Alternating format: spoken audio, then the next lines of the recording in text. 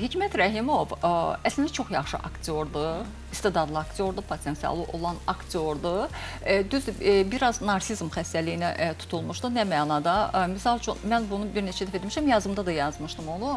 Əqrəb mövsümündə, misal üçün, bir sıra səhnələr vardı ki, Hikmətin potensialı imkan verirdi ki, o tərəf müqabili ilə eyni olsun və yaxud da onu üstələsin. O, onu göstərə bilməmişdi. Azər Aydəmirlə səhnələrdə uduzmuşdu, Zülfiyə Qurbanova ilə səhnələrdə uduzmuşdu və sanki belə bir təsəvvür yaranırdı ki, hətta rola hazırlaşmamış gəlib. Biraz belə, necə deyim, bəlkə insan təbiətidir, normaldır. İnsanlar çox tanınanda, şöhrətin hansısa məqamına çatanda egosu çox şişir və ona elə gəlir ki, hazırlaşmadan da çıxa bilər. Amma halbuki incəsənətin bütün növləri, istəyir rejissor, istəyir ssenari, istəyir aktyorluq sənəti daim intensiv şəkildə özlərində işləmək, inkişaf etmək